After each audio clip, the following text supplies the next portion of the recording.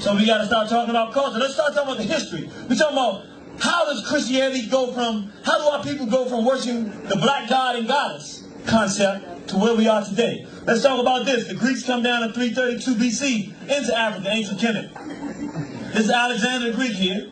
And then a family known as the Ptolemies takes over. Now this is very interesting because typical like white folks do. They come in, they want to run everything, right?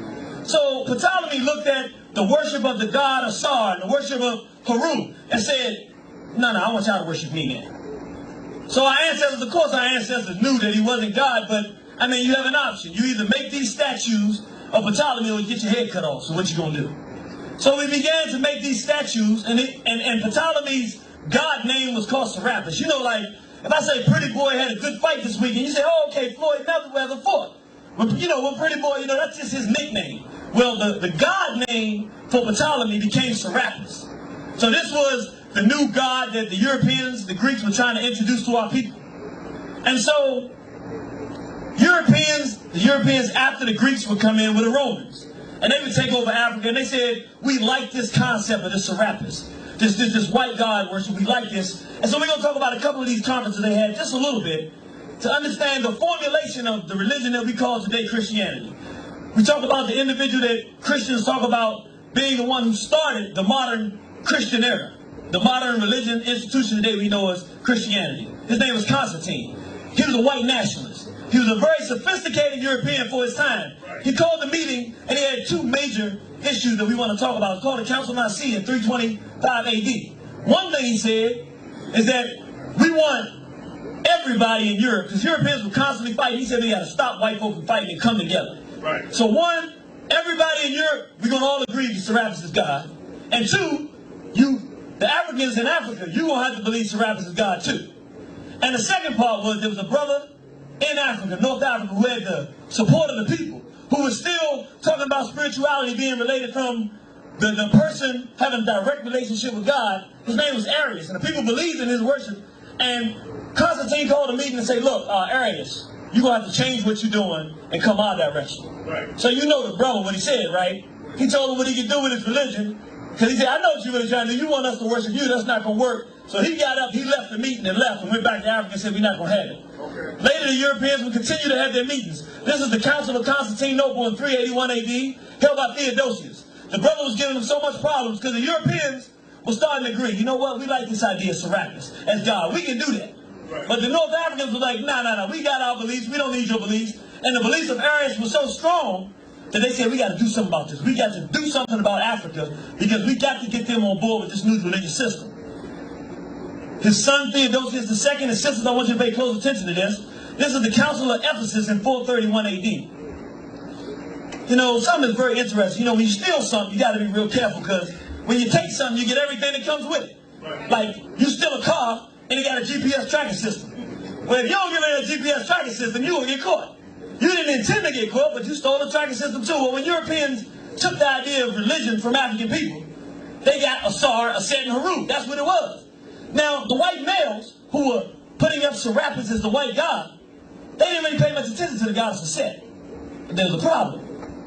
The white females started going into Africa, now that the Greeks were ruling, and the Romans, and she looked up, for the first time in her life, she realized that a woman could be respected.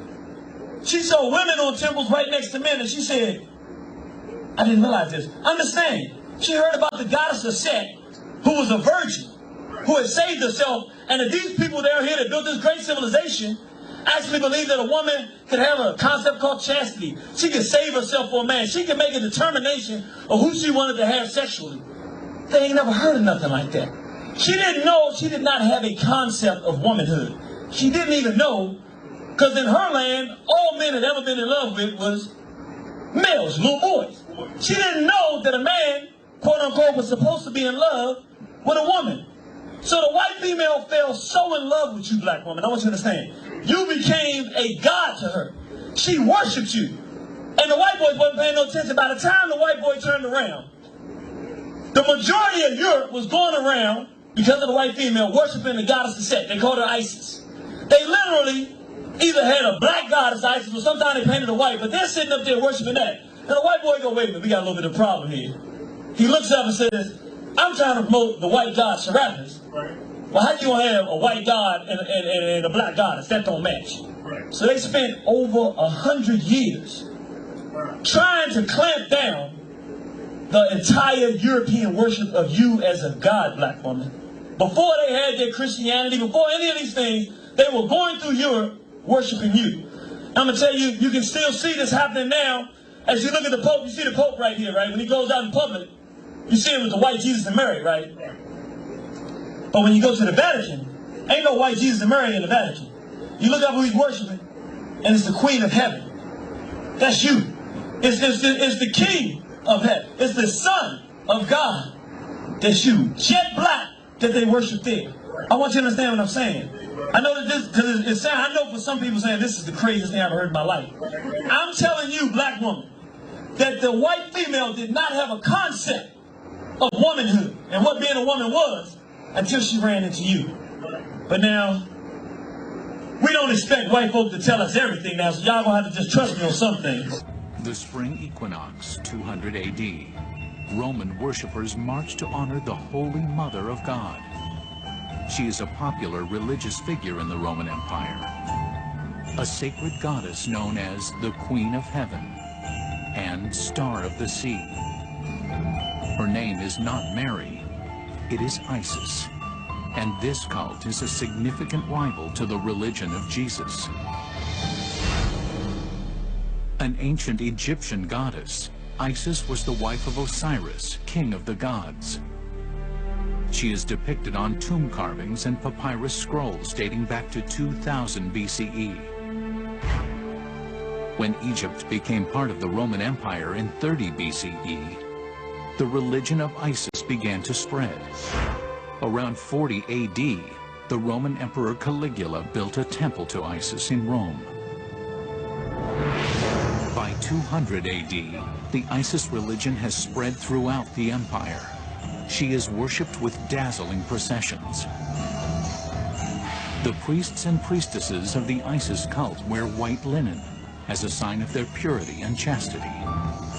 The men of Rome hate the Isis cult because the women who follow Isis sometimes refrain from intercourse. They dedicate their chastity to Isis during certain times, and this is considered to be something of a bother to the men in their life. Nonetheless, Isis is venerated by her followers as the Virgin Mother. The similarities between Isis in 200 AD and the Virgin Mary in the Catholic Church are stunning. Both are called Queen of Heaven, and both are called Holy Mother of God.